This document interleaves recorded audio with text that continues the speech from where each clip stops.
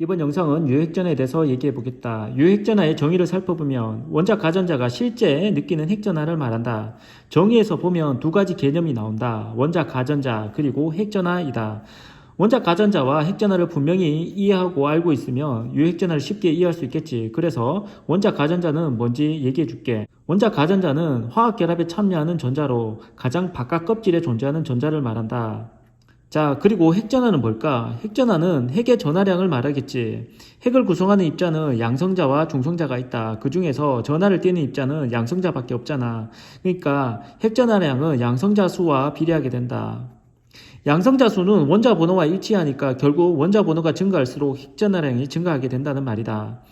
자, 그러면 조금 더 설명을 해볼게. 수소의 경우 원자 번호 1번이라서 양성자가 한 개 있고 전자가 이렇게 한 개 존재하는 원소이다. 이 녀석의 핵전하량은 양성자 수가 1이기 때문에 플러스 1이 되겠다. 그러면 유핵전하는 뭐냐 하면 원자 가전자 이 녀석이 느끼는 핵전하량이지. 그런데 방해할 요소가 있어 없어? 1대1 반응이니까 그대로 플러스 1이 된다. 이 수소의 경우는 이렇게 되지만 수소 이외의 모든 원소들은 전자가 여러 개잖아. 그래서 방해받는 효과가 생기는데 그것에 대해서 좀 설명할게. 원자 번호 3번인 리튬의 경우에 양성자가 3개 있고 전자가 이렇게 3개 있다. 리튬의 경우 핵전하량은 플러스 3이 된다. 유핵전하 값은 자, 이 원자 가전자가 느끼는 핵전하량이잖아. 근데 안쪽에 전자가 몇 개 있어? 2개가 있지. 그래서 이게 방해하는 효과가 발생한다. 이때 이 방해하는 효과를 가려막기 효과라고 한다. 가려막기 효과는 전자가 많을수록 많이 발생하겠지.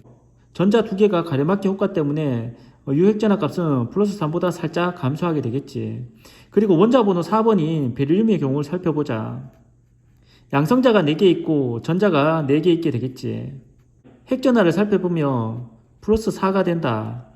그리고 가려막기 효과는 전자가 2개에 의해서 가려막아지고 이 녀석은 전자가 3개에 의해서 가려막아지잖아. 그러면 가려막기 효과가 비슷하게 증가해서 유핵전하 값이 크게 차이 없을 것 같이 보여. 근데 여기서 중요한 게 뭐가 있냐 하면 가려막기 효과는 안쪽 껍질에 존재하는 전자들의 가려막기 효과가 큰 반면 같은 선상에 있는 전자들의 가려막기 효과는 비교적 작아. 너네들 영화 볼 때 나보다 앞열에 있는 사람들이 스크린 보는데 방해가 많이 되고 같은 열에 있는 사람이 방해가 될 수도 있지만 크게 방해에 영향이 없잖아. 그지? 그것과 똑같아. 그래서 안쪽에 있는 전자들이 가려막기 효과가 크다는 거 기억해 놓자. 그러면 결과적으로 따졌을 때 리튬과 베릴륨의 경우 가려막기 효과는 크게 변동이 없어. 안쪽에는 2개로 똑같잖아. 그래서 플러스 4보다 살짝 줄어드는 값이 유효핵전하인데 이 녀석보다는 값이 더 커지게 되는 거지. 결과적으로 원자 번호가 점점 커질수록 유효핵전하 값은 어떻게 될까? 커진다는 말이 되겠지. 그래프로 그리면 이렇게 그릴 수가 있다. 이주기 원소를 그려보았는데 세로축은 유효핵전하 값이고 가로축은 원자 번호, 족을 말해. 원자 번호가 증가할수록 유효핵전하 값이 커진다는 게 되겠지. 하지만 여기에서 3주기 원소를 그릴 때는 나트륨이 여기 있게 된다. 플로르보다 나트륨이 어떻게 됐어? 유핵전하 값이 감소했지. 이 경우는 선생님이 잠깐 설명을 할게. 나트륨의 경우 보원자 모형을 그리면 원자 번호 11번이니까 양성자가 11개가 있고 전자는 역시 11개가 존재하게 된다. 플로르의 경우 보원자 모형을 그리면 양성자가 9개 있고 전자는 9개 있게 된다.